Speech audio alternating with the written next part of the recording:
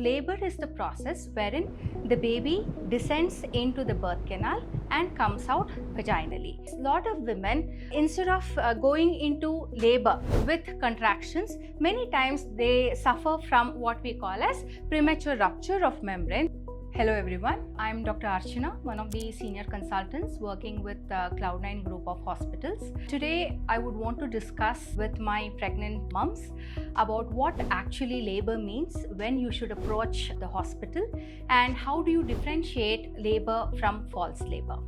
So what exactly is labor? So labor is the process wherein the baby descends into the birth canal and comes out vaginally. So during this process, there are changes which happen with the baby as well as with the mother. With the mother, obviously it is the contractions which is most important, because that is what pushes the baby into the birth canal and helps in a vaginal delivery. So first of all, when should it actually begin? So what we call as a term pregnancy is 280 days or 40 weeks of gestation. But only 4% of women deliver at 40 weeks exactly. So any time after 37 weeks up to 41 weeks is now considered as a term pregnancy, during which time at any point of time a woman can land up with signs of labor. So if it happens before 37 weeks of pregnancy, that is what we call as preterm labor or premature delivery. How to differentiate false labor and true labor? The characteristic feature of labor pain is three things. One, the duration of pain, the intensity of pain, and frequency of pain. Initially, the duration is just around 10 to 15 seconds, but this progressively with time increases to around 40 to 45 seconds. The second one is the intensity of the pain. Obviously, initially the pain is a little bit more bearable, you'll be able to cope with it, but as the labor progresses, it almost becomes unbearable and difficult to cope with.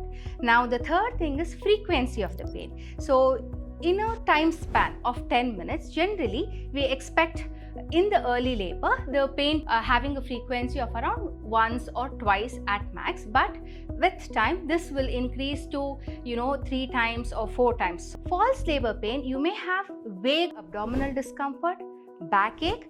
Generally these kind of symptoms are relieved when you take a simple painkiller like crocin or paracetamol, and many people find it comfortable once they open their bowels as well. So this is how you can differentiate whether there is false labor or it's true labor. Obviously it is a matter of time.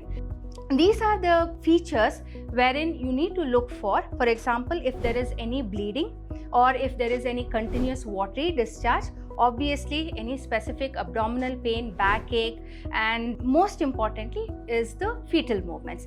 You need to make sure that all these factors are considered. A lot of women, instead of going into labor with contractions, many times they suffer from what we call as premature rupture of membranes, wherein there is a continuous leak, some sort of a watery discharge. It is like passing urine but having no control over it. If such a thing happens as well, it is not necessary that you need to wait at home to wait for the contractions to begin. It is better you come to the hospital, because we can exactly examine, understand if you're in labor or not, and also we can do an internal assessment to make sure that the baby is okay, the cervix dilatation and things like that can be checked out, and then we can decide how to help you in terms of progress of labor. So these are the things which you need to keep in mind.